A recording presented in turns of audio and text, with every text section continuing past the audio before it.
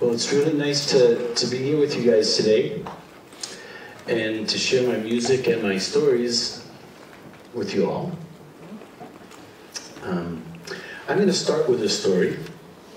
And this story happened in Florida, and a guy came to one of my events. I do these events that are called A Portal Between Heaven and Earth. And did somebody say something? Okay.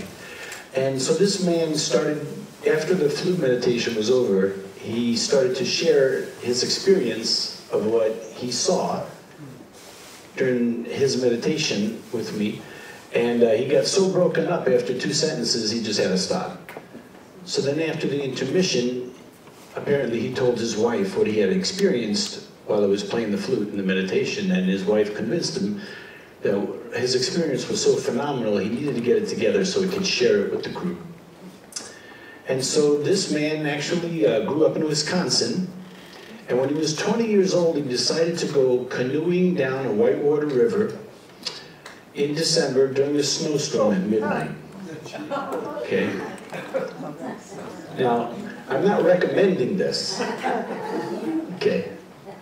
So, the last thing he remembered was that his canoe turned over. He was canoeing with 3 of his friends that were all men, and his canoe turned over. His body started sinking to the bottom of the river. Last thing he saw was looking up through the water. He saw the moon with the clouds passing in front of it, and that was it. And he woke up 3 days later. His body was purple. He was laying on this steel table, and he was naked. And there were 3 women in the room, and after he asked them, "Where am I?" when they stopped screaming, they explained that he was in the morgue.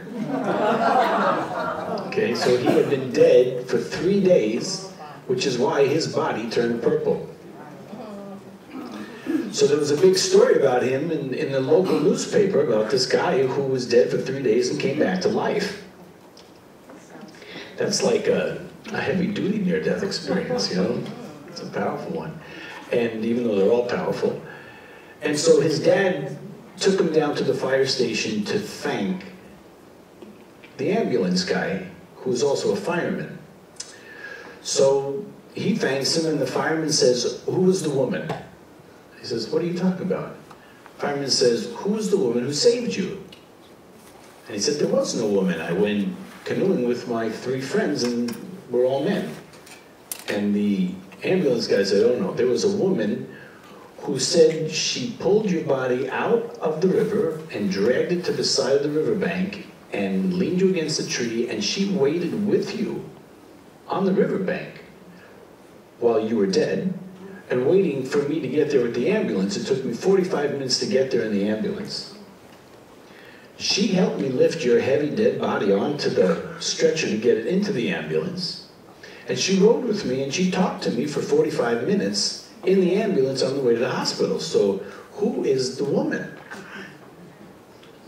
And so this man has wondered this for 50 years, because he's 70 now.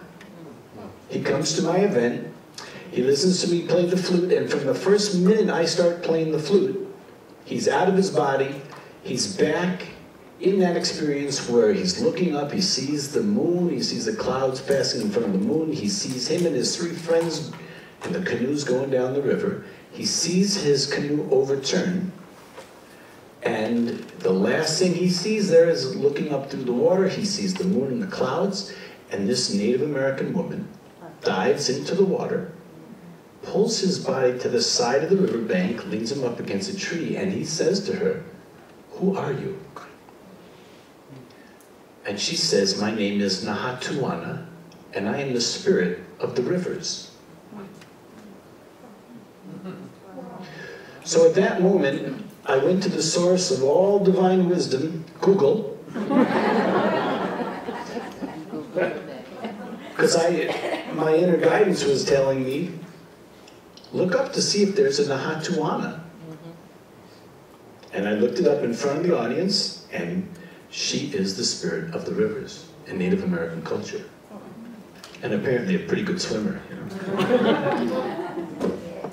So, The unique thing about life on Earth is that for so long, people have been taught the wrong stuff. And one of the beautiful things about my participation with IANDS, with performing at the national conventions, is that there's something that happens when I play these flutes that creates like a doorway between this physical world and the heavenly world. I didn't know I had this talent. I knew I could play the flute well, but I didn't know that what I do would facilitate people to make it possible for them to have one of these experiences. And it's been a real adventure doing these meditation events that I do. Today will be my 329th event that I've done in 3 years. Okay. And so I flew out here from New York, and I did an event in Milwaukee on Wednesday, and then last night in Madison. And so what I'm going to do is I'm going to give you like a 1-minute sample of what I'm going to be doing when we start the meditation. So this way, I'm going to be, you know, it's kind of interesting for you guys because you get to see 2 flute players today, and you also get to see a guy play 2 flutes at once.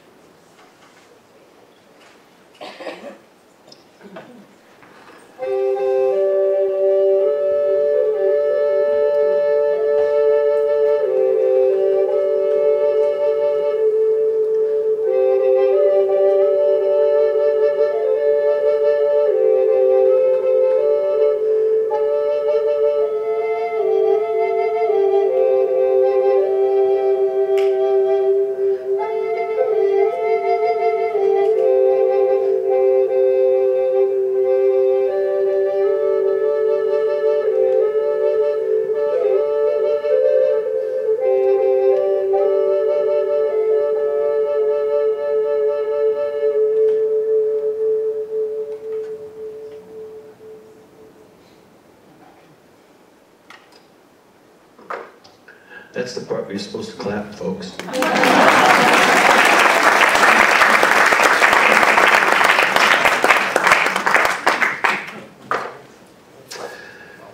So it was an amazing story how I started getting involved in doing these meditation events, because I started to play the recorder in 3rd grade like everybody else, and you guys have all seen these. These are plastic. These are $10 in case anybody wants to, you know, be my new competition. And so this is called a soprano recorder. Does anybody know why these instruments, besides Diane, does anybody know why these instruments were called chamber instruments? Well, it's because they were played in the chambers of the churches in the Baroque and Renaissance period. Okay, so I started playing this in 3rd grade in New York City, where I grew up. And in high school, I played guitar in rock bands, and then I wound up at 30 years old at Venice Beach. Interesting that you brought up Venice Beach. I was down to my last $100. I was in serious trouble. And out of desperation, I took that little flute down to Venice Beach, and I played by myself for 2 hours, and I didn't make $1. And I thought, oh my God, I can't even make it here where the losers are. You know? Now, in case you're wondering, Venice Beach is kind of like the Noah's Ark of the psychic and insane, because there's 2 of every kind of crazy person you can imagine on Venice Beach. And I played there for 2 years, and I met this. So I played for 2 hours, didn't make $1. I was leaving the beach, walking up the beach towards my car, a beaten man. Now I only have $94 left because my parking was $6. And I came across this woman that was playing the harp. And she had seen me play guitar at one of the rock clubs in Los Angeles. She said, how did you do? And I said, oh, I didn't make $1. She says, well, maybe you can play with me and my partner for a little bit, and you can make your parking back, you know. And so the 2 of them were sitting on chairs, and they didn't have a chair for me, so I sat down on the concrete. And this was really symbolic, because I couldn't go any lower in life than sitting on the concrete, okay? And right around, I get my flutes together, ready to play with a little battery-powered amplifier. And right around this time, this woman in a thong bikini and rollerblades whizzes by, and her partner puts down his instrument and runs down the beach after this woman on the with the rollerblades. And so now the harpist is feeling desperate to play with somebody, because if you're playing on Venice Beach, just in case any of you guys are thinking about doing this for yourself, if you're playing by yourself, it's pretty scary and lonely. But if you have somebody else to play with, it's like, well, I got a band, you know. And she's like, well, let's start to play. Let's play something, you know. So she starts to play the harp in very slow, dramatic chords, and I started playing along. I closed my eyes and I'm like, wow, what is going to happen with my life? Where is this going? What's going to happen to me? You know, I have $94 left, okay? And when I opened my eyes up at the end of the song, there was a whole crowd of people in front of us throwing money into this basket right in front of me. So from where I was sitting, it looked like it was raining money, you know? It was like something from a Steven Spielberg episode, you know?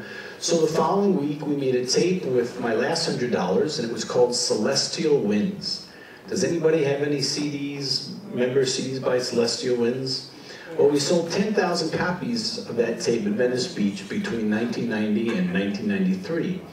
And then we started playing at art festivals all over the country, and we used to fly from Los Angeles to Chicago, like probably 6 weeks every summer to play music at art festivals, you know? Now, in the beginning, when we were first starting to play, she was a beginner, and so she only knew 6 chords. So that meant that we had to play the same 7 songs that she knew about 40 times a day. And for a musician, that's called torture. Okay, can you imagine saying the same poem 40 times in a day? Wow.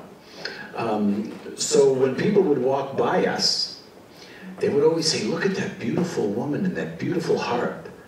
And I would be like the invisible man. And I knew more than 6 chords, I'll tell you that, you know, because I was classically trained, you know. And it used to drive me crazy because I was the middle child in my family, you know. So every once in a while during the afternoon, I would pick up a second flute just to break up the boredom, you know. And I would play 2 of these at one time, and every time I did that, whoever was walking by would say, look, that guy's playing 2 flutes at one time. And then she was invisible. And honestly, it's the only reason why I did it. You can't make this stuff up, you know, right? And so early on, she bought me, because I was playing Renaissance flute, she thought it would be nice, since she found this white puffy pirate shirt. She thought it would be fun if I wore this white puffy pirate shirt to go along with my Renaissance flutes, you know? And I thought, well, I'm wearing my sunglasses anyway, it doesn't really matter.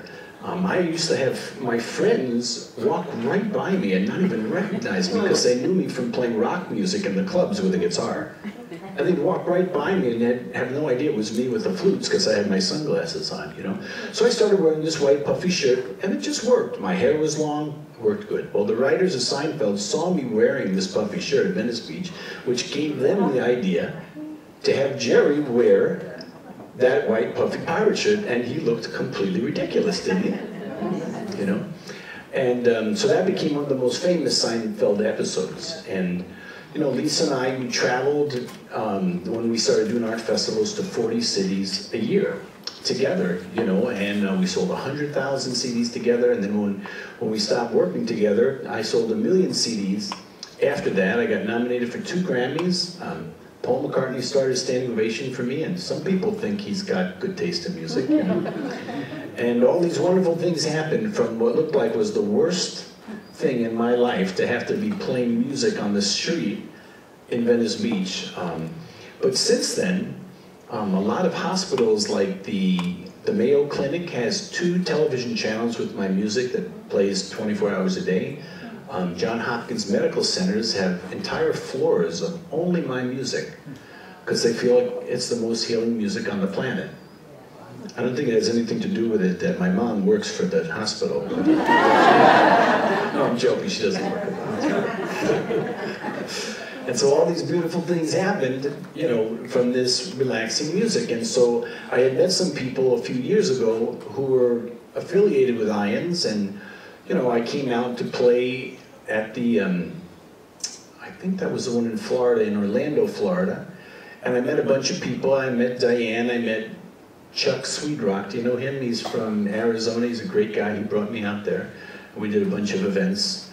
And so right now, why don't we all, why don't we take a trip? What do you think? Okay.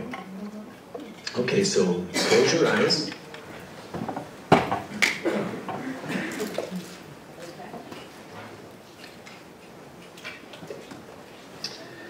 Let's take a couple of deep breaths. It's always nice to start your meditation with some deep breaths.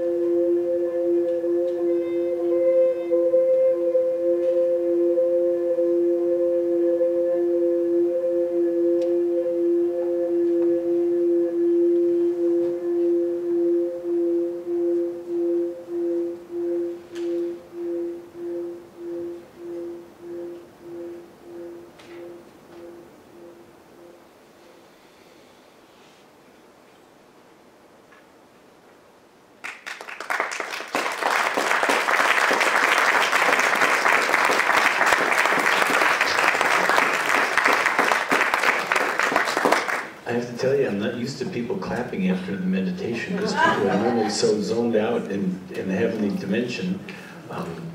Sometimes it's difficult for them to come back. So we're going to take the break now for the food. Do you want to talk? You can tell I'm psychic, right? Does anybody want to ask me anything before we start the next session? What happened to the 2 other guys in the canoe? What happened to the 2 other guys in the canoe? Honestly, I don't know what happened to them. I really don't. Somebody else had a question? In your bio, you talk about, obviously learning the recorder and being part of Renaissance and early music. Who, in terms of the composers that you play, who do you think is, perhaps for you, is the most transcendent? Well, I don't really remember too much about the classical music that I used to play. That was so long ago. And once I heard Jethro Tull, that was the end of my classical playing. In 2 weeks after I heard my first Jethro Tull album, I was out of classical music. I was done. But you said before you were classically trained, where were you trained? Well, in a public school in Brooklyn, New York, but after that, I studied from a guy named Phil Levin, who was part of the New York Recorder Guild, and he was also the first bassoon in the New York Philharmonic Orchestra. So, studying from him, his house looked like a museum of all Renaissance and Baroque instruments, and if there was an instrument from a museum that was broken someplace in the world, they would send it to Phil to fix. And he was an amazing guy. He played the harpsichord also. And that was an amazing experience. And then, later I got into playing rock music. And so there's little tiny bits of Baroque and Renaissance music that still come through in my playing, Somebody else have a question? Okay. Yeah, I was wondering, when you're playing your music, do you ever feel your higher self overshadowing your physical body? So she said, when I'm playing my music, do I ever feel my higher self overshadowing, like getting all the credit, you mean? No, larger, larger than your physical. I've experienced all different kinds of things while I'm playing, because I've done 329 events, that each have 2 meditations in it, Well, as far as memorable things, there was one event that I did where I had explained about Archangel Metatron. Does everybody know who Archangel Metatron is? Yes. Well, you're all familiar with Archangel Michael, Raphael, Gabriel, and Uriel. And the reason why their names end with E-L is because E-L means of God, which means they never had physical lifetimes like we have. Okay? Then Archangel Metatron and Sandalphon, they were people who started out like us, but they became ascended masters, but they took it a step higher than that, where they actually became archangels. And those 2 archangels, along with Archangel Michael, manifested all the miracles in ancient Egypt with Moses. And so I had explained this whole thing at one of the workshops, and then went right into a meditation. And when the meditation was over, I kept talking to people to tell them it was time to open your eyes and come back.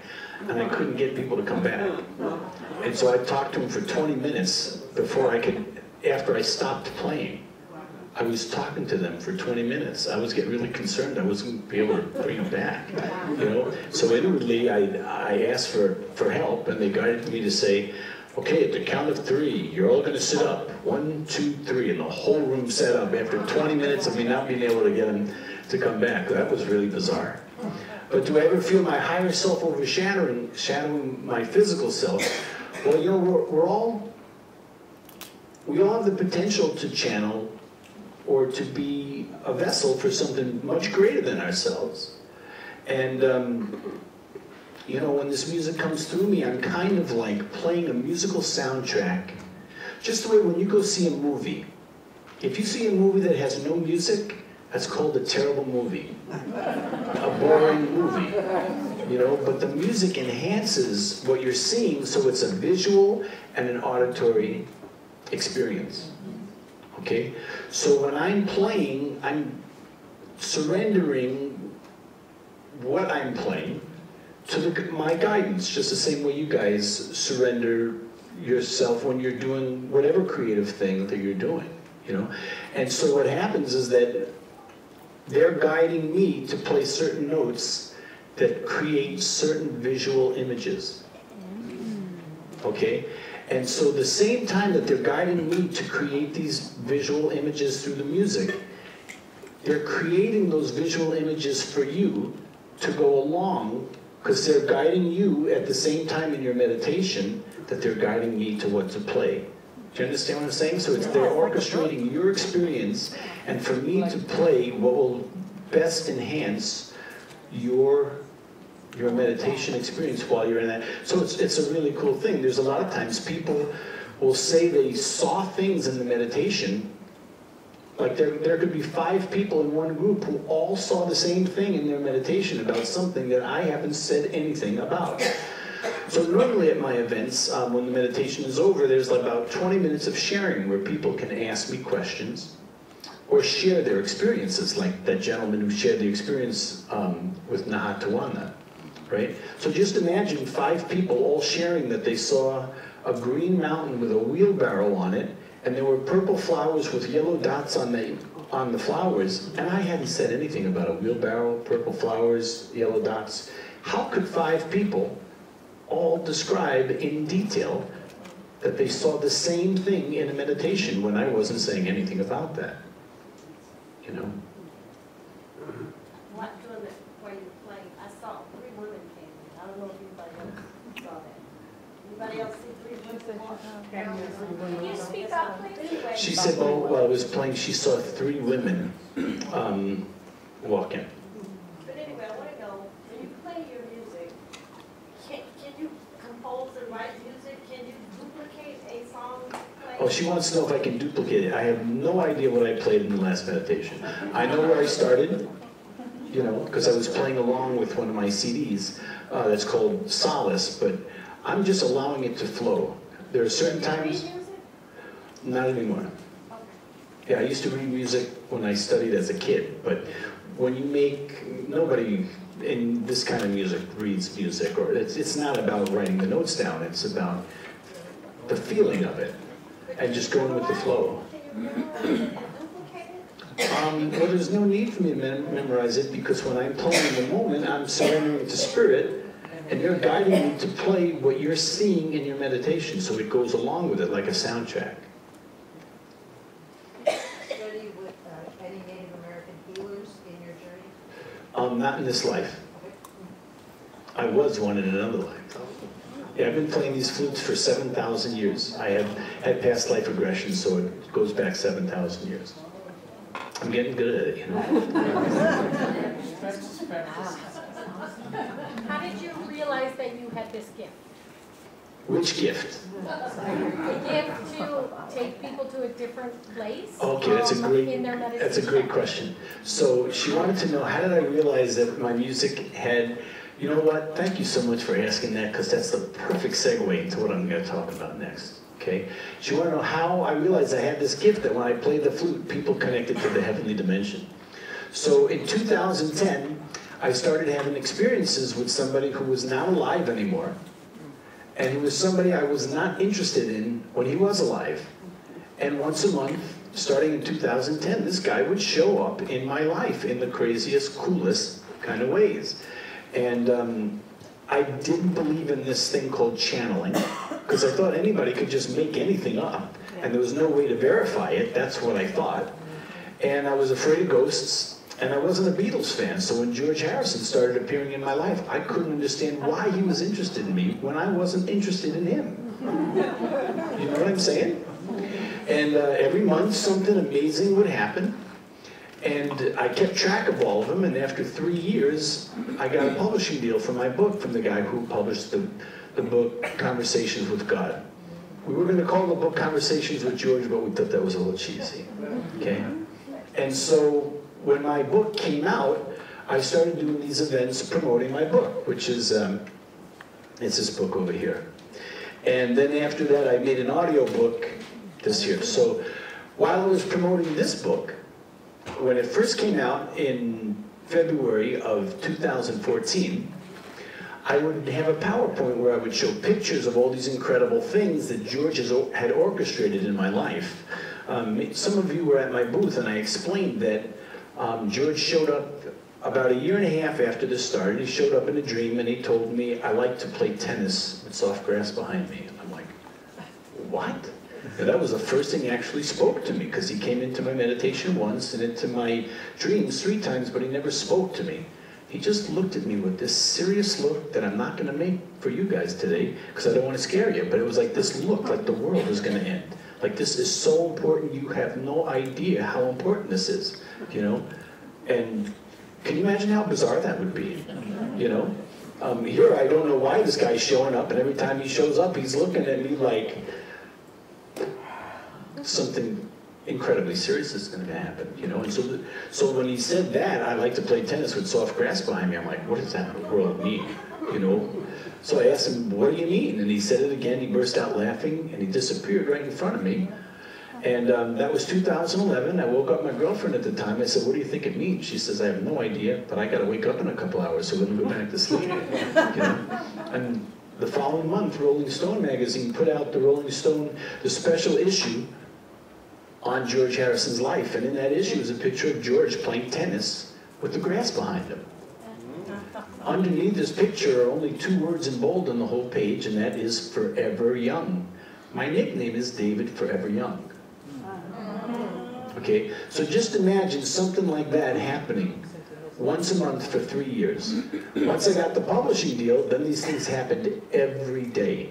Can you imagine once or twice a day something that mind-blowing happening in your life that's all connected to somebody who is now in heaven? You know, I mean, you guys have experienced this when you have your loved ones who give you like a butterfly. You know, if you think of your mom and she uses the butterfly as a symbol to connect with you, and how often it happens, you know, or different things that the way you connect, you know. And so in 2014, I did this tour, and I would tell people all these stories with a PowerPoint with the pictures, because the pictures, the evidential pictures of these things that he set up, were things that my logical mind couldn't diminish. Because my skeptical, logical self was so powerful in my head that it took 3 years of these experiences for my logical mind to finally get out of the way and for me to accept that this was a real thing. Because I thought that being skeptical showed people I was intelligent. Maybe you guys can relate to that. But if you guys have had near-death experiences, then you're not skeptical, because you've already been there. You know what it looks like, you know what it feels like, you know it's awesome, you know? And so you don't have that same problem as I had. So just imagine this. I'm out there telling stories from my book for 45 minutes. Okay, showing pictures of everything, right? And then I say, okay, everybody, close your eyes, I'm gonna play the flute for a half hour. I want you to relax. And allow yourself to go on a journey with my music, and allow my music to take you wherever it's going to go. Now at that point, I had been meditating for 30 years, okay? And in my meditations, I had seen the white light or the purple light. You guys have all seen, you know, how many people have seen the purple light? Okay, like almost half of the audience. And how many people have seen some form of the white light? Okay. So I was hoping that people were going to see the white light or the purple light. Right? So at the first event, 5 people shared that during the meditation, they had a conversation and spiritual travel with their grandmother, their mom, their dad, their daughter, their best friend from childhood who died young. Can you imagine? I didn't even know that was possible. So can you imagine me sitting in front of an audience and these people are saying, hey, my grandmother just showed me all around heaven and introducing me to my great-grandparents that I never even knew. And I'm supposed to look like I know what she's talking about, you know? And every event that I ever did, starting 328 events ago, 5, 10, 20 people, depending on the size of the audience. If there were 30 people in the audience, then 10 or 20 people were going to share this. And this just became a part of my normal. I'll tell you, it was so weird the first month. you know? And George and John had used a famous channeler named Bob Murray to communicate with me to explain why I was involved in this. Okay? So I used to be able to call up Bob Murray every day and talk to George and John through Bob Murray, because he was just super talented with that. Bob was in his 70s. I spoke to George and John through Bob for an hour and a half every day for 2 years, until Bob crossed over. Okay, so Bob was an older guy who didn't have caller ID on his phone, and he lived, oddly enough, in Georgeville, Ontario. George Harrison, Georgeville, you know. I forgot to tell you that when I had that dream when George said,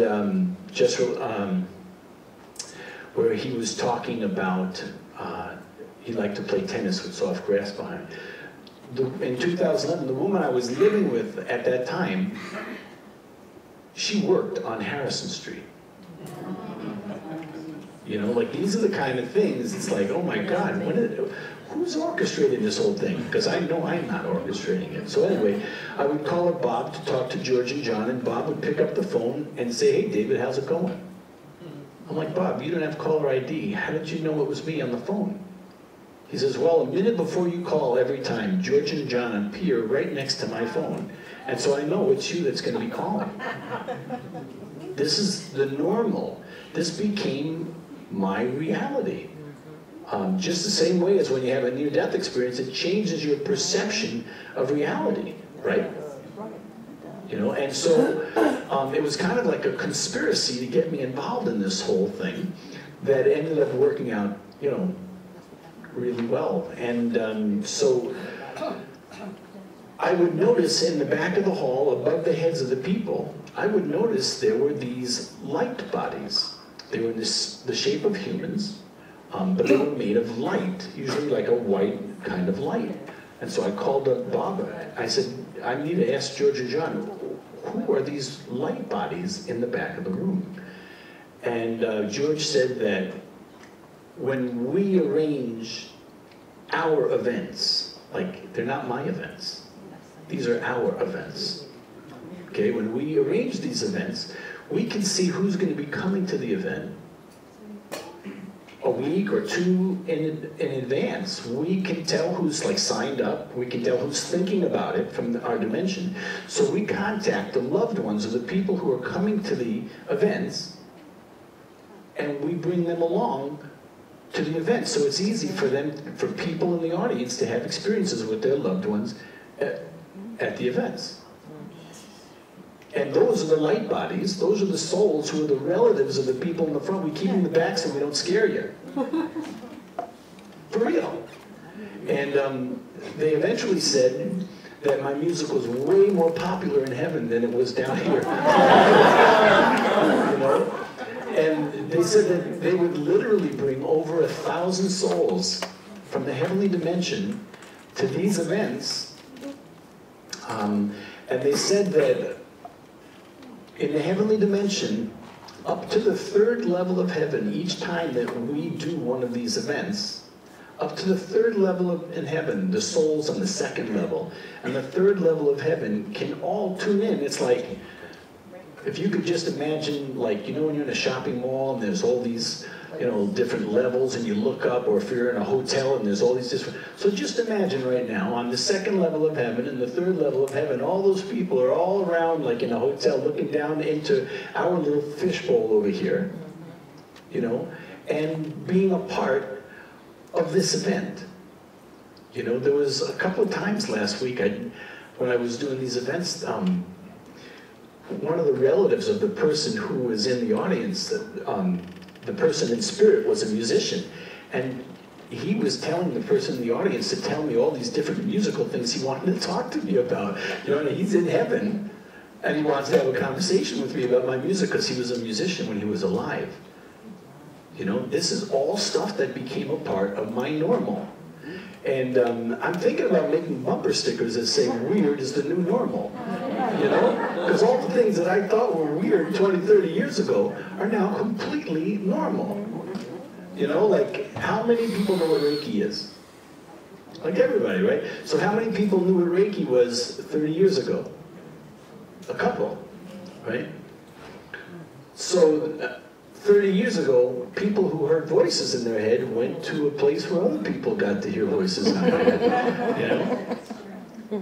And now, people who hear voices in their head get about $150 an hour. That's about the rate, isn't it? Well, can you imagine how different this all is? Yeah. You know, and where the whole thing is leading. So just for the record, you guys, I have 5 jokes. You know, that was like the 4th joke. You know, so I have 1 left in this batch, you know. Somebody else have a question? I lost my train of thought. On the background music that you improvise, Yeah. what kind of instrument is that? Not a sitar, because I immediately thought of George Harrison when I heard that. Well, he helped me write that song, so, you know, I got to give him half the royalties. And I use different instruments. I play guitar synthesizer, so I could be playing the guitar and it would sound like anything.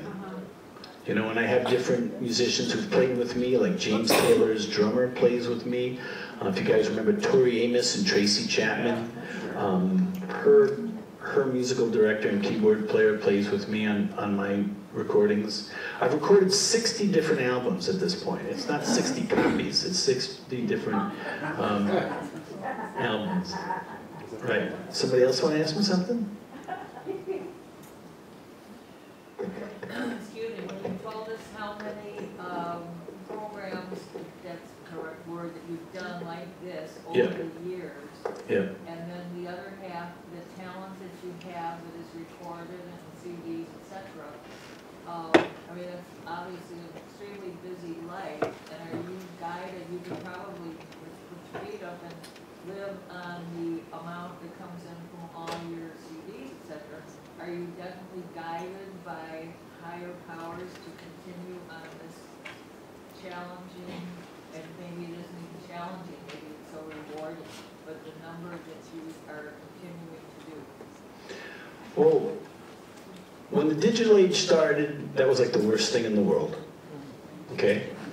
Because when you have a product that everybody's buying, you know, and all of a sudden that product appears to be free, I mean, that's not good for anything, right? And so when it started, you know, it was really scary. But the way things have evolved, there's still lots of people who love CDs. You know, they like taking that CD out of the case, you put it in, you hit press play, it works. You don't have to go through a computer to do it, because a lot of people aren't computer savvy, you know what I mean? And it's just, they're comfortable with that, you know? And I have to tell you that about 10 years ago, one of my friends had a kind of out-of-the-box thought about how to market music on the internet. And so he had this unique way of doing it, and we made this arrangement because I had so much music, you know. And so every 3 months I used to get a royalty check for like $30 or, you know, $100. It was, you know, it just went into the account and went to pay for the light bill or whatever, you know what I mean? It wasn't not a lot of money 10 years ago, but the thing kept growing and kept growing. And then at this point, I just got my last royalty thing, and I had 10 million streams of my music. So that means every month about 1 million people are listening to my music every single month, which has really changed everything, because that went from being like the worst thing in the world to this is pretty damn good, you know what I mean? I'm appreciating that, you know. I used to make 5 CDs a year and travel 40 weekends a year in between making the 5 CDs a year. Well, I started painting again in 2016. I made over 100 paintings that were bigger than that TV screen. I made paintings that were 6 feet by 6 feet, 5 feet by 7 feet, and a few months ago in Art Basel, my booth won Best Booth Award in Art Basel.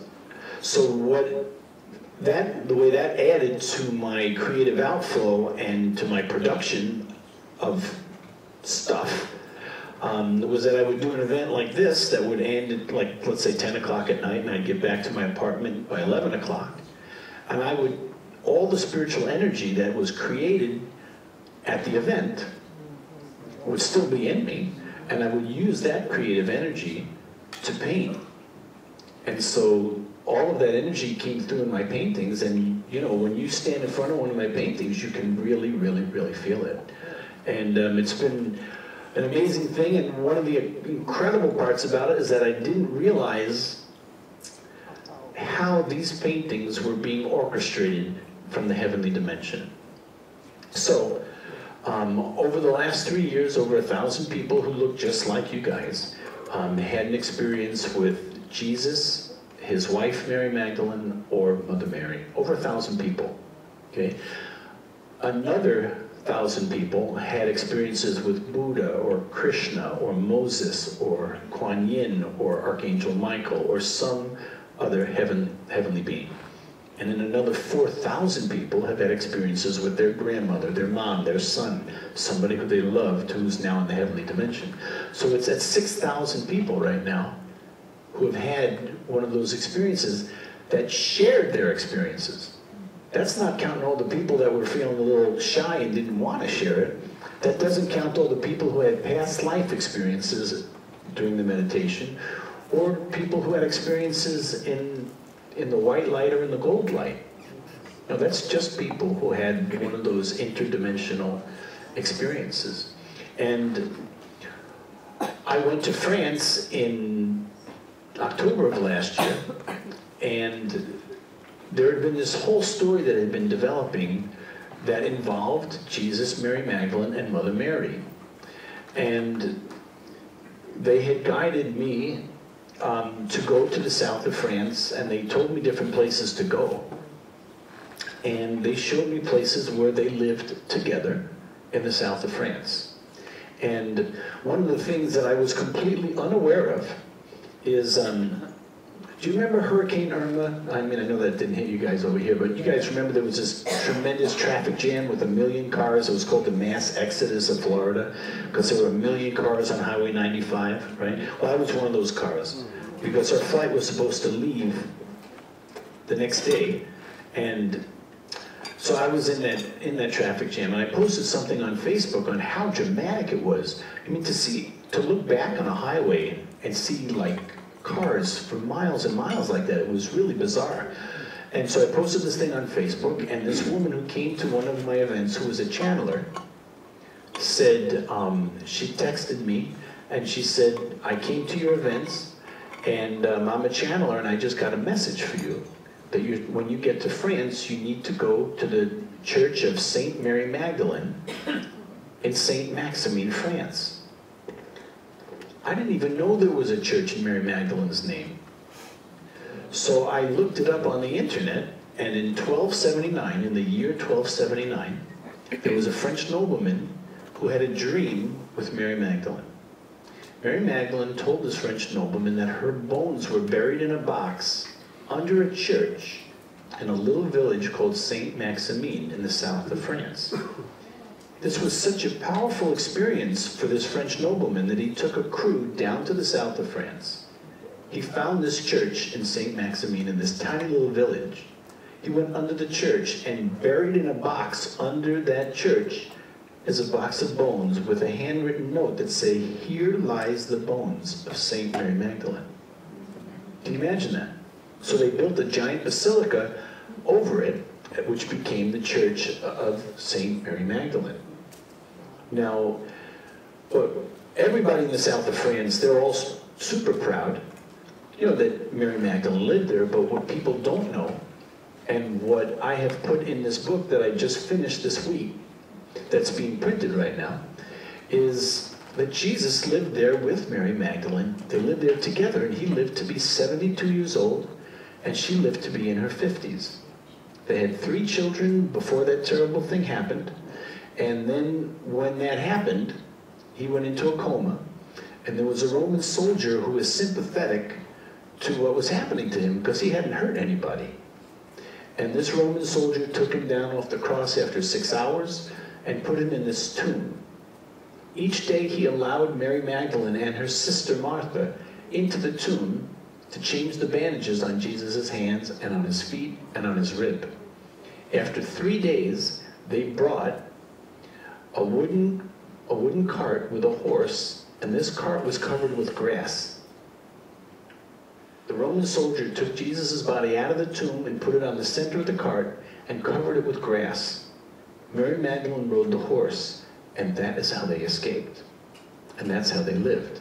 Now, when I told that at Unity of Sedona, because I do an event that's called The True Story of Jesus and His Wife, Mary Magdalene. When I did this event in Unity of Sedona and I said what I just shared with you, the woman who was the office manager at Unity of Sedona raised her hand. She said, I'm part of a Mary Magdalene support group, like a discussion group and a channeling group. And every month we meet. And Mary Magdalene gave us the same exact information about the horse and the cart and Jesus' body being covered with the grass, and that's how they escaped. Mary Magdalene gave us that same information, and we bought every single book that was channeled by Mary Magdalene, Jesus, or Mother Mary. And that information is not in any book. So one of the things that happened while I was there is that I went to the cave of Mary Magdalene where she lived back in that time, where she and Jesus lived at that time. I had no idea that I had made 5 paintings of 2 figures in a cave the year before. Yeah, can you imagine that? Can you imagine me coming back from France after having this incredible experience and looking at these paintings? And I painted the mountain where they lived on, having no idea. And so that's another layer of my life, because all those paintings are now in this book, because they show in a visual story what really happened to them 2,000 years ago. And they really want the world to know that this is what happened, because obviously Christianity has been an incredible tangent that really isn't about what really happened. So what's the name of that book? When will that one be out? And how is that one different from, how are all 3 kind of different? Well, if you go to my website, David Young Music, as soon as it's out, it'll be on my website. Yeah, it's called The True Story of Jesus and His Wife, Mary Magdalene. The first title I had was The True Story of Jesus and Mary Magdalene, but I don't think that was putting this whole thing in people's face strong enough, because I'm doing these events. Like I have an event tomorrow night at a place called Soda World. Soda World? Is that it? Soda World. Soda World. Yeah, I'm doing this event, The True Story of Jesus and His Wife, Mary Magdalene, tomorrow night. It's actually tomorrow afternoon at 4:30. Where is Soda World? Soda World. Where is? Do you know where Soda World is? Is it Willowbrook? I think it's in Orland or Tinley. Willowbrook. Well, if you go onto my website, davidyoungmusic.com, it'll be right there. Or if you go to the Soda World website, it'll be on there. Yeah. So it's a 3-hour workshop. And you can imagine that with a subject like this, there would be a lot of questions. I did this event at the Edgar Cayce Institute in New York City 2 weeks ago. And when I finished the event, I said, does anybody have any questions? There were no questions. So look at it like this. It takes 11 points to change somebody's mind. I have 511 points. Somebody else want to ask something? All right.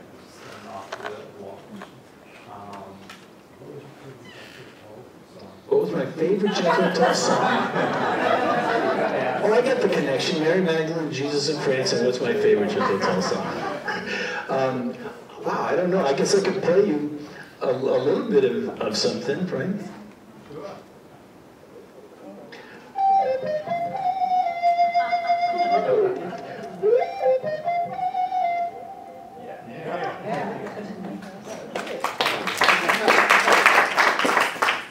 I met Ian Anderson a couple of times. He's one of the, there are people who are like really conscious about germs. He doesn't shake anybody's hand. He rubs his elbows. So that's how you, but he's a genius. In terms of, since you're getting all this information, which I think is incredible, in terms of where the planet is and where we're going, our society and worldwide Like, are you getting any Yes. visions about? Yeah, where is it going? Okay, so, you know how there's certain people that you work with every week, you go to your job and you work with these people? Well, 3 or 4 nights a week, I go to different cities, I show up, I play the flute, and Jesus and Buddha and Krishna and Moses and Mother Mary and Kuan Yin and every ascended master, every archangel you can name shows up at these events every Thursday, Friday, Saturday, and Sunday. So these are the people, these are the beings who I work with every week, okay? And it's consistent. And when I say that they show up, I'm not telling you that I've seen them. I'm saying people like you in the audience, after the meditation is over, will be sharing, well, I was with Buddha and Jesus, and you know, people will share their experiences. So one of the things that's really important to understand is that in the heavenly dimension, Jesus and Buddha and Mother Mary and Krishna and every ascended master you can name, they are all working together on the same team. The way that religions separate everything in this physical world, that's the opposite of the reality and the truth in the heavenly world. Because Buddha thinks Jesus is a really cool guy, and Jesus thinks Buddha is a really cool guy. And Mother Mary thinks that Kuan Yin is the real deal, and Kuan Yin thinks that Mother Mary is the real deal. Okay, so if you just think of the Ascended Masters as all on the same baseball team, the goal of the team is to win the game, right? And if there's people missing on the field, well, you can't win the game. So they all work together in every way you can imagine, and in every way that you can imagine, you know, and it's consistent of what people experience at these events. So if you would have to say what is the mission statement of the heavenly team, because that's what they like to be called. You can call them the Galactic Federation, the Brotherhood of White Light. You know, you can call them 6, or you can call them a half a dozen. They're fine either way, you know. But you can call them the heavenly team because they are a team that exists in the heavenly worlds that work together. And they want the world to know that they are together. So this way people in this physical world will be kinder to each other. Really. That's the whole thing. I have a question, just a little offset of this too. With all the people who you've encountered, have you ever had anyone to say that they had a visitation or through the meditation with King Solomon? And if so, what did they say took place? If you remember. I don't remember what King Solomon shared with a person. It'd be difficult to remember. I mean, I've heard thousands of these things. But do you have a connection with King Solomon? Yes. Every time I have a meditation, it's been more than once, I've made an attempt to try to change the story to see if it's just in my mind. And it always goes the same way. And every time I visit, he always gives me a gold coin when I leave. And then in the physical world, I always see a financial increase, like instantly. So I was just wondering, is this happening to anybody else? Well, I don't remember if he has given people lottery numbers or anything. No, like not a lottery number. It's always a coin. A coin. Well, yeah. A coin is a symbol. Mm-hmm. You have to understand that they use symbols because they want us to, not necessarily to think, but they want us to be creative, to figure out what are they trying to tell us sometimes. And a coin is a symbol of a gift. Yeah, I was just wondering, as an entrepreneur, I actually see it manifest in finances, should I say, when that happens. So I was just wondering, I just wanted to hear what somebody else said, that's all. Well, do you call him Saul or King Solomon? It's just, hello, how you doing? It's just a conversation. It's really weird. It's always the same direction, always the same path, same stairs, same castle, same room, same everything. And if I try to change it, it's always the same. Awesome. You know, you talking about it always being the same. About 20 years ago, before any of this stuff was part of my reality at all, I mean, I was meditating, but I had no idea that everything I'm talking to you about was possible, you know. But one of my friends had these really bad headaches, and he found out that he had a brain tumor. So I went to visit him before I left Minneapolis and moved to Los Angeles when I started playing in Venice Beach. And I spent a couple of days with my friend Ricky. He was a bass player in the band that I used to play rock music in. And I said, on the third day, I said, Ricky, I gotta ask you a question. Are you afraid? Are you afraid about what's gonna happen after your physical body stops working? Because they'd given him 6 months to live. And he said, I'll tell you, David, every day at 3 o'clock, I take a nap. And I wake up in dreamland in that nap. And I'm in the same place. I have the same teacher. There's the same students who are in my class. I know where my bedroom is in heaven. I know where I'm going to be living once my physical body stops working. So I'm not afraid about dying because I know exactly where I'm going and who I'm going to be with. You know, so the consistency of your experiences, you know, that's right in line with his experiences of going to the same place. And do you know what the difference between dreamland and heaven is? It's a trick question. Come on, guys. There is no difference between dreamland and heaven. It's the same place. That's why when somebody who we love transitions into the heavenly dimension, within the first week of when they die, they appear to us in a dream. It's consistent. In our culture, people haven't really looked at dreams with the respect that it deserves, but there are lots of cultures where your dreams are big time. And even people who read to the Bible, there's so many things that were prophetic things that happened in the dreams that are in the Bible. Somebody else want to ask me anything? You said you've been meditating for 30 years, but... It started 2 years before I was born. But these manifestations happened relatively recently, and I was wondering, I mean, you know, like you said, 6 years ago or something like that. And I was wondering, was there something that precipitated this? Like, did something... No, I couldn't understand. George Harrison kept appearing in my life. You know, like, if he was appearing in your life once a month, wouldn't you wonder why he's appearing in your life? And so that whole thing led to my book coming out. And then for a year, I did events promoting my book. And during the events, I would play a meditation, and then I'd ask people if they wanted to share anything. And people started sharing these interdimensional experiences. And even though it felt so weird in the beginning, hearing people share this stuff, but it just totally became a normal part of my day. You know what I mean? Am I going to have a Coke or a Dr. Pepper? You know, is this woman going to share her experience with her grandmother or her grandfather? You know what I mean? It was, when you hear these things over and over, after a while, it just doesn't seem strange anymore. You know, and then I did conferences like the IANDS conferences, the national conferences, where I got to hear these amazing stories of the reality of the heavenly dimension and how we can visit the heavenly dimension.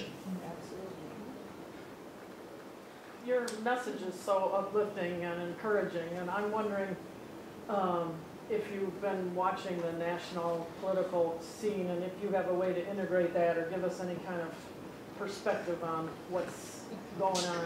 What time do we have till? Till 5, okay. All right. Well, I did an event at Unity of Sedona. It was the week after the election. And George Washington appeared to this man during the meditation. He showed up with a golden pyramid, okay? And then he told this man that he wasn't happy at all that Trump was elected. So you take that anywhere you want to go, you know? What do I think about the whole thing? I think it's the craziest thing in the world. And if there's anything positive about it, it's that watching the news is so incredibly surreal. Like, you just can't even believe it. There's some weeks that you got to turn on the TV 3 times a day because you can't believe what just happened 2 hours ago. What's going to happen in the next 2 hours? You know, it's just like mind-boggling. And I think, in a way, that has opened people's minds to life being surreal. You know what I mean? And will make people a little bit more, holy cow, this is happening on the news and maybe this spiritual stuff is actually possible because this stuff on the news is the craziest thing in the world. You can't even imagine it, you know? So that's, for me, the positive side of looking at that whole thing. Let me get off that question fast. Okay. You talked about the levels in heaven. Yeah. So are there a specific number, and how do they function? He was asking about the levels in heaven. Well, there are the lower levels of heaven, like the astral plane, the causal plane, the mental plane. Once you get to the soul plane, there's no good and bad. Everything from the soul plane and above is all pure and positive. They don't have negative energy. You know, like the way we have positive and negative energy in this world, like when you plug in something into the wall, one side is positive, the other side is negative, right? Well, when you get to the 5th level of heaven, the soul level, there's no more negative, because to get to that level, you have to be above there. How many heavens are there? I was told 12, but I don't really think it's that important how many levels of heaven there are, you know? And if you think about it, there's the Creator, right? And under the Creator, we have the archangels, Archangel Michael and Gabriel and Raphael and Uriel and Archangel Metatron. And underneath the archangels, you have the Ascended Masters, Jesus and Buddha and Moses and Krishna and all those guys, right? So when we in this physical world have an experience with what we perceive as being God, it's not God the Creator. It's one of the archangels or one of the ascended masters who appears so tremendous. Because when you have an experience with one of the archangels, they're these giant beings of white light that are like 30 or 40 feet high. They tower over us. And one of the ways that you can be sure you've had an experience with an archangel. Well, first of all, has anybody here had an experience with one of the archangels? Okay, a couple of people. Well, tell me if this is accurate.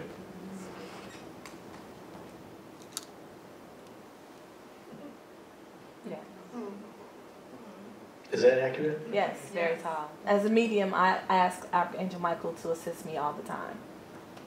Yeah, they're these giant beings of white light. And I'll tell you, I felt really small the first time I had an experience with them, you know, just because anything in the Bible where they talk about God, you know, God showed up as this light, that was actually one of the archangels. It was not God the Creator, it was one of the archangels. Somebody else have a question? So when you say the soul level, is that nirvana, or would that be God consciousness? I think God consciousness is on the 9th level. Okay, the soul level is the 5th level, so that would be where self-realization or soul realization is, on the 5th level. But God consciousness, here's a unique way that I've been given the understanding of God consciousness. If you realize that in the heavenly dimension, all you have to do is wonder about something, and it manifests. Right? So when you have a lucid dreaming experience, and you're flying, what you are wondering about is manifesting at the same time. So in the heavenly dimension, our thoughts are manifesting instantly as reality. Does that make sense? And that's because there's no time and space in heaven. There's also no gravity in heaven. So because there's no gravity, the natural way that we move in the heavenly dimension is to fly. The natural way we move in this physical world is to walk. Now sometimes something triggers our awareness when we're in dreamland, which is the same thing as the heavenly dimension. Okay? Something triggers our understanding that our physical body is down there on earth, far away, in our bed at home. And we are now aware that we're in dreamland. Are you with me? So when we realize, wow, I'm in dreamland and my physical body is something else that's not really me, down on earth somewhere in my bed. The natural thing for us to do when we realize we're in dreamland is to fly, because that is the natural way that we move there. Okay? Well, I think we should, okay, one last question back there. I asked my guide how long I was going to live, and they told me it was a considerable length of time. And I'm wondering, can I count on that? Do you have a more difficult question than that? Or is that the first one that you can come up with? So your guides told you how much time you have left on Earth? Well, it wasn't put that way. It was that they gave me the how old I'm going to live to, and it's quite a length of time. And are you happy about that? I think so. Okay. What's the problem? Well, yeah, do you want to tell me what the question is? I guess it's an article of faith. Can I count on it? Is it good information, or is it a trick? Oh, that's interesting. She wants to know if it's a trick. Well, what you could do, there's different ways you could find out to qualify that. You could go to a professional psychic, a medium that you trust, and ask that person to connect with your guides and find out if this is the truth. That's something you could do. You could get a dowsing, a gem and douse on it and see if that's coming up true for you. All right, one more question for you here. Yeah, you talked about the time when David Young was quite the skeptic. Yeah, when I was David Younger. Yeah. Is that David Young, do you think, gone? The skeptic part of me? At this time? It doesn't take that as much to make me believe something, but I do wait for things to be confirmed enough times. So this way I'm not making a quick judgment. I give the universe a chance to prove whatever situation needs to be proved to me, you know what I mean? So let's say 7 years ago I would have to be hit over the head with something 11 times, right? Well, now let's say it takes me 2 times. You know what I mean? Where the first thing happens and the second thing confirms it. So I'll tell one little last story here that I'm sure you guys are going to love, and then we'll start the next meditation. We'll end it. So about 2.5 years ago, I went down to Florida to do my first events at an intuition school in Florida. Can you believe there's actually like an intuition school? Amazing, right? And I used to live in Florida, so I flew to Florida 4 days in advance. And I rented a car. And the first day I got in and out of my car 3 times. And each time I got in the car, the radio was playing, and Michael Jackson was on the radio. And I thought that was weird. Because I listen to rock radio, I rarely hear Michael Jackson on the radio. Well, the second day I get in and out of my car 3 times. Each time I've shut off the radio before I turn off the car. But when I turn on the car, Michael Jackson's coming on the radio right away when I've been aware to turn off the radio. So this has happened 6 times. So inwardly, I know this is a pattern, and anytime there's a pattern in your life, it just means that the universe is trying to connect the dots for you, and you haven't figured out what the universe is trying to tell you, so that's why they keep repeating it. Once you figure it out, it stops repeating because they've made their point, and you got it. So inwardly, after the 6th time, I said to George and John, George Harrison and John Lennon, my 2 buddies, I said, hey, if Michael Jackson is trying to connect with me, give me a sign. All I did was send it as a thought. That's the same way that you guys can communicate with your loved ones and your guides. Because the same way, if you think about, have you ever had an experience where you think about somebody from 20 years ago, and then 5 minutes later they call? That is because your soul was able to pick up them thinking about you. So that's the same way that your guides and your loved ones in the heavenly dimension can pick up when you're thinking about them. Does that make sense? Okay, so inwardly I say to George and John, hey, if Michael Jackson is trying to connect with me, give me a sign. So two days later, I'm doing my event at this intuition school, and I do my introduction for a half hour, and then I do the first meditation for a half hour, and then people had a chance to share for 20 minutes. And then there was an intermission. And this woman came up to me during the intermission, and she said, I had the weirdest meditation. Had two things that have nothing to do with each other. And I grew up in Cuba, and I can't even understand why, you know, John Lennon showed up in my meditation. Okay? And, you know, growing up in Cuba, it was a communist place. They didn't have music. They really didn't have music. They didn't have radio stations. They didn't have clubs where you could hear music. And she said that John Lennon showed up to me, and he was wearing a really sharp white suit. And he had this really cool hat. And he was doing an impersonation of Michael Jackson doing the moonwalk. Does this mean anything to you?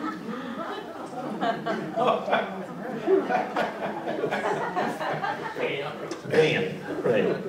So that was like 3 years ago. So I went out for dinner with this woman, and she was sitting across from me, but she wasn't really focusing on me. She kept looking over here, and I just thought it was really odd that, you know, you're having dinner with somebody and she's like not looking at me. She just keeps looking at me, looking over there. And you know, the following week she explained that Elvis was sitting right next to me over here, wearing the white suit with all the sparkles, and you know, she was having a hard time concentrating on me because, you know, it was very distracting that Elvis was like sitting right next to me. See, Elvis is very good friends with George and John. They met in the 60s when they were in the Beatles, and they thought Elvis was the coolest guy ever. And he was the coolest guy ever, you know, at that, you know, for sure. And so anyway, that's a little story. One quick question. Did you figure out why Michael Jackson was trying to contact you, though? I did. Oh my God, that opens up such a gigantic thing. I don't even know how I could. Okay. Back when George was still in the Beatles. Okay, this is going to be something that you guys will definitely remember when this event is over. George is still in the Beatles. He writes a song called My Sweet Lord. Everybody knows the song. And he brings that song to John Lennon and Paul McCartney to present it, to try to have the Beatles play this song on one of their albums. Well, John and Paul didn't really like the song, so George went into a recording studio, because he had his own studio, and he records My Sweet Lord, which is a song about his admiration and his respect and appreciation for Krishna and for Jesus. That's why it has Hare Krishna in it, and it also has Hallelujah in it. Okay? So after George records My Sweet Lord, Jesus appears to him. Jesus doesn't tell him anything in the Bible. Jesus tells George that in my lifetime as Jesus, you are one of my brothers. So George did what any good man would do, and he fainted. And so now Jesus is appearing in his life as his guide. And so as the years go on, there was a comedy group in England called Monty Python's Flying Circus that had a television show. It was a comedy show, and the Beatles loved comedy. And so somehow the writers, the guys from Monty Python, had got a movie deal for this movie called The Life of Brian. Okay? And they got a movie deal with EMI Pictures, one of the biggest motion picture companies in the world. Okay? And nobody from EMI Movies ever read the script. They gave them a $4 million deal, which would be like $40 million now, for a movie, but nobody read the script. And 2 weeks before they're going to start filming this movie in Algeria, because it's Africa and it's desert, you know, one of the executives at EMI Pictures reads the script and immediately cancels the film. He said, this is the most blasphemous thing that's ever been written, because it's a complete spoof on Christianity. It makes fun of everything you could possibly make fun of in Christianity. And he says, we're not making this movie. There's no way. So now Monty Python needs $4 million to make this movie, and somehow they get the script to George Harrison. And George Harrison puts a mortgage on his gigantic mansion and gives him $4 million, which would be $40 million today, to make that movie. Now, here's the funny part. Jesus was guiding him to do it. Jesus was guiding him to make a spoof on Christianity. Okay, well, let's see. How does that work with Michael Jackson? Well, funny you should ask. Okay. I lost my train of thought, but thank you for reminding me. So, George, in September of last year, became an ascended master. And so when he became an ascended master, he was spending a lot of time with Jesus, who was helping him incorporate that into his being. And because George was spending so much time with Jesus while he was having God realization, John connected with Michael Jackson. And that's why that was going on. Okay. What's that? Yeah. I've shared with this audience in the past that I'm a walk-in soul. That gives me access to the Ascended Masters and other brotherhoods, and I channel every day. I was wondering, with your work, and you interact with so many people who are aware of their soul's existence and the powers of it, do you ever interact with people who have walk-in souls? Are you familiar with them? Or have you I'm familiar with the concept of walk-in souls, but I don't know anything about that at all. Oh. You know, I don't know, I wouldn't even know where to start on something like that. So it's 25 minutes to 5, so why don't we do a meditation now? And because that's the next part of the show. So I'm going to do a little bit of guiding on this meditation. Okay, so that's how this is going to start. So everybody get comfortable and take a couple of deep breaths.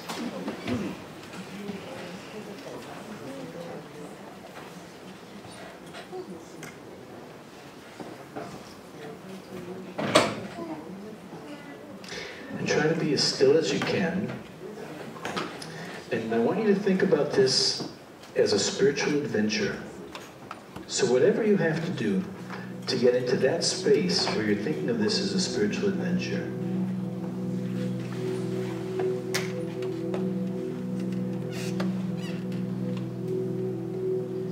so see yourself standing on a beach. It's a perfect day.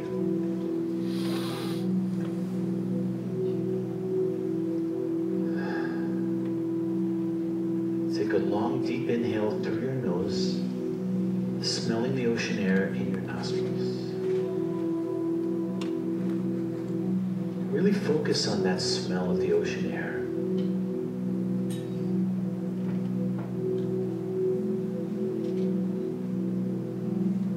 Rock back and forth between your heels and your toes, feeling the sand rub against the soft part of your foot.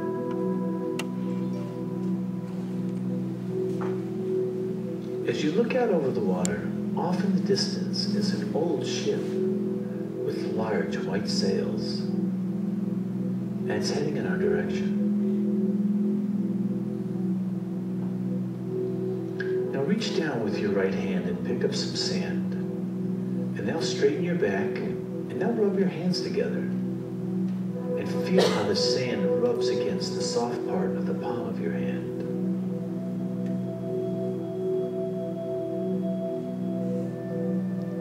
Take another long, deep inhale through your nose, smelling the ocean air in your nostrils.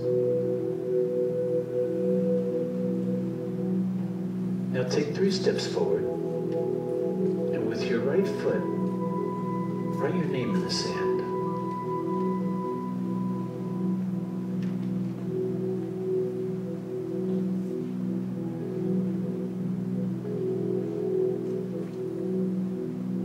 Now take 3 steps forward again, and 3 steps to the left, Now write the word love in all capital letters.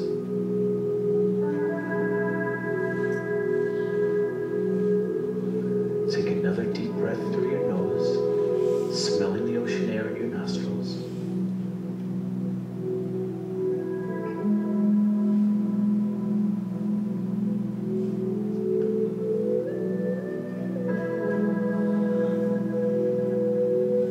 As you look out over the water, you can see the boat is quite a bit closer. Start walking down towards the water, but don't go in the water yet. And feel how the moisture increases in the sand as you get closer.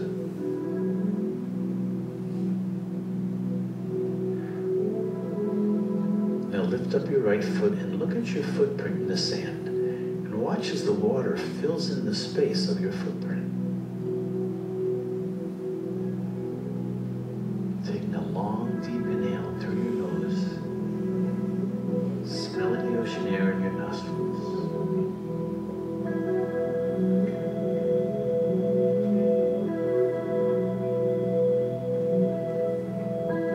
Feel the wind blow through your hair. Feel the wind blow through your clothing. Feel the wind blow right through your heart center. Feel the wind blow right through your heart center. Just clarity, joy. Feel careless, without a care in the world, just enjoying this beautiful space. The boat is now close enough, and 2 old ropes are lowered down over the side. There are wooden steps in between the ropes. Start walking out towards the boat. Feel the water rise up to your ankles, up to your shins, up to your knees.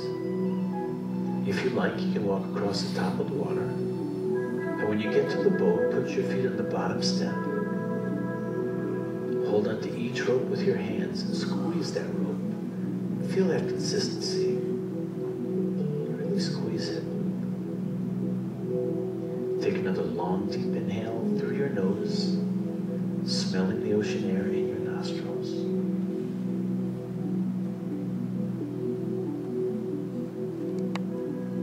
Start climbing the ladder, and when you get to the top, someone is waiting for you.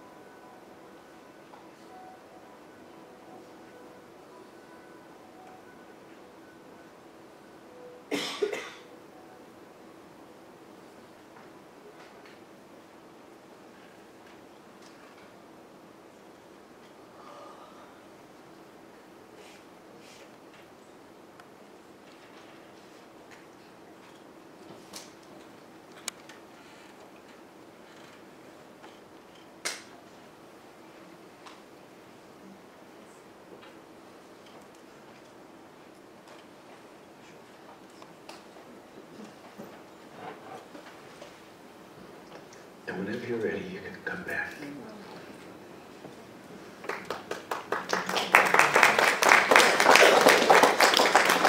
Okay. And did anybody have an experience that was really cool and profound that they'd like to share? Okay, I don't know if it was just me, but I was looking around. I looked in my mirror. Can you guys hear her? No. Oh, I'm sorry. I said, I don't know if it was me. I'm hoping somebody else had this happen. But when I was walking up, for me it was like 4 little steps going onto the boat. And I saw my grandmother, my grandfather, later on my dad. And my grandfather asked me to walk to the front of the boat. And he said he goes fishing here all the time. And before my grandfather passed, I told my family that I was in a dream with him where another relative asked him to go fishing. And we got a plaque on the wall that says, Nolan's going fishing. And he showed me on the boat, like he said, this is where I go fishing. I was looking around the front of the boat. And all of a sudden, it's like I felt water hit me in my face or something hit me in my face. And I wiped my face. And I was going to open my eyes like, is somebody doing this to me intentionally? But then I was like, wait a minute. I'm just going to go with the experience, see how real this is. And then as soon as once it was over, and I was walked back to the shore, I opened my mirror and here's my tissue. You can see the makeup is still on it because I wiped my face. And I'm like, oh my God, I never had that experience before. I literally felt the water hit me in my face because I was at the front of the boat and they were showing me this is where, and he said, this is to show you that this is real. Wow, beautiful. Awesome. One more person have something that they'd like to share from the experience? Yeah. I kept hearing when I got on the boat, and it was like so many of my friends that I worked with in the theater that passed for AIDS and cancer were there. But I heard, oh gosh, what was it?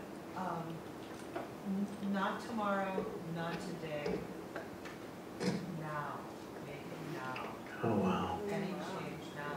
And that the only thing stopping us in terms of the manifesting you were talking about is when we doubt ourselves, or we doubt the universe and we block it, or we don't trust it and we push it out there. Beautiful. Well, I'm going to pass the microphone off to Diane now. I do have CDs and books in the lobby, and I have some business cards, so if anybody would like a business card, just come over and meet me at the table. I'll give you some notes. I do have that event tomorrow afternoon at 4:30 at Sada World, and it's been a pleasure sharing today with you.